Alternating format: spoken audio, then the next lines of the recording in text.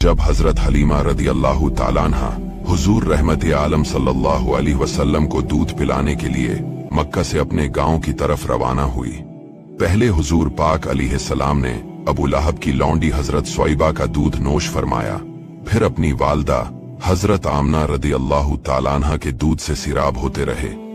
फिर हजरत हलीमा सादिया रदी अल्लाह ताला अन्हा आपको अपने साथ ले गए और अपने कबीले में रखकर आपको दूध पिलाती रही और उन्हीं के पास आप सल्लल्लाहु अलैहि वसल्लम के दूध पीने का जमाना गुजरा। शुरफा अरब की आदत थी कि वो अपने बच्चों को दूध पिलाने के लिए देहातों में भेज देते थे। हजरत हलीमा रदी अल्लाह ताला अन्हा का बयान है कि मैं बनी साद की औरतों के हमराह दूध पीने वाले बच्चों की तलाश में मक्का को चली। इस साल अरब में बहुत सख्त काल पड़ा हुआ था। मेरी गोद में एक बच्चा था, मगर फाका की वजह से मेरी छातियों में इतना दूध न था जो इसको काफी हो सके। रात भर वो बच्चा भूख से तड़पता और रोता बलबलाता रहता था और हम उसकी दिलजुआई और दिलदारी के लिए तमाम रात बैठकर गुजारते थे। एक ऊंटनी भी हमारे पास थी, मगर उसके भी दूध न था। मक्का मकरमा के सफर में जिस खच्चर पर मैं सवार थी वो भी इस कदर लागर था कि महाफला वालों के साथ न चल सकता था। मेरे हमराही भी उससे तंग आंच के थे। बड़ी बड़ी मुश्किलों से ये सफर तय हुआ। जब ये काफिला मक्का पहुंचा तो जो औरत रसूलुल्लाह सल्लल्लाहु अलैहि वसल्लम को देखती और ये सुनती कि ये यतीम हैं, तो कोई औरत आपको लेने के लिए तैयार नहीं होती थी, क्योंकि बच्चे के यतीम होने के सबब से ज्यादा इनाम और इकराम मिलने की उम्मीद नहीं थी। इधर हजरत हलीमा सादिया रदी अल्लाह ताला अन्हा की किस्मत का सितारा से ज्यादा बुलंद और चांद से ज्यादा रोशन था। उनके दूध की कमी उनके लिए रहमत की ज्यादती का बायस बन गई, क्योंकि दूध कम देखकर किसी ने इनको बच्चा देना गवारा न किया। हजरत हलीमा सादिया रदी अल्लाह ताला अन्हा ने अपने शौहर से कहा कि ये तो अच्छा नहीं मालूम होता कि मैं खाली हाथ वापस जाऊं। इससे तो बेहतर यही है कि मैं उस यतीम ही को ले चलूं।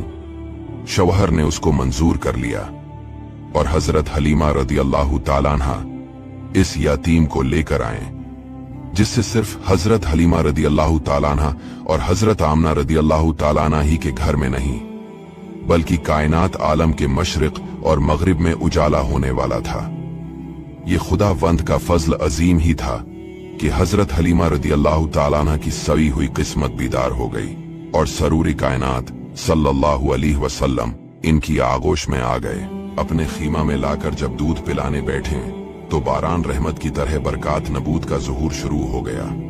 खुदा की शान देखिए कि हजरत हलीमा रदी अल्लाह ताला अन्हा के मुबारक बस्तान में इस कदर दूध उतरा कि रहमत आलम सल्लल्लाहु अलैहि वसल्लम ने भी और इनके रजाई भाई ने भी खूब शक्मसीर होकर दूध पिया और दोनों आराम से सो गए। इधर ऊंटनी को देखा तो उसके थन दूध से भर गए थे।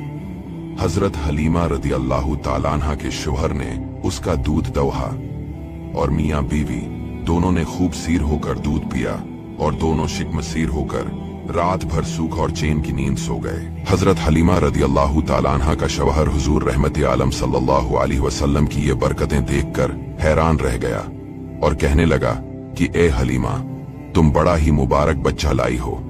हजरत हलीमा रदी अल्लाह ताला अन्हा ने कहा कि वाकई मुझे भी यही उम्मीद है कि यह निहायत ही बरकत बच्चा है और खुदा की रहमत बनकर हमको मिला है, और मुझे ये तवक्को है कि अब हमारा घर खैर बरकत से भर जाएगा। हजरत हलीमा रदी अल्लाह ताला अन्हा फरमाती है कि इसके बाद हम रहमत आलम सल्लल्लाहु अलैहि वसल्लम को अपनी गोद में लेकर मक्का से अपने गांव की तरफ रवाना हुए तो मेरा वही खच्चर अब इस कदर तेज चलने लगा कि किसी की सवारी इसकी गर्द को नहीं पहुंचती थी।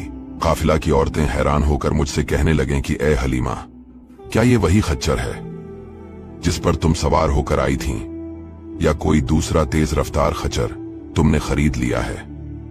अलगरज हम अपने घर पहुंचे। वहां सख्त कहत पड़ा हुआ था। तमाम जानवरों के तहन में दूध खशक हो चुके थे, लेकिन मेरे घर में कदम रखते ही मेरी बकरियों के थन दूध से भर गए। अब रोजाना मेरी बकरियां जब चरागाह से घर वापस आते तो उनके थन दूध से भरे होते। हालांकि पूरी बस्ती में और किसी को अपने जानवरों का एक कतरा दूध नहीं मिलता था।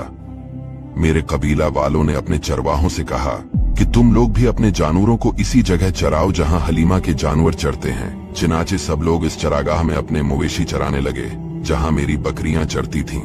मगर यहाँ तो चरागाह में जंगली का कोई अमल दखल ही नहीं था। ये तो वो रहमत आलम सल्लल्लाहु अलैहि वसल्लम के बरकात नबूत का फैज था, जिसको मैं और मेरे शवहर के सिवा मेरी कौम का कोई शख्स नहीं समझ सकता।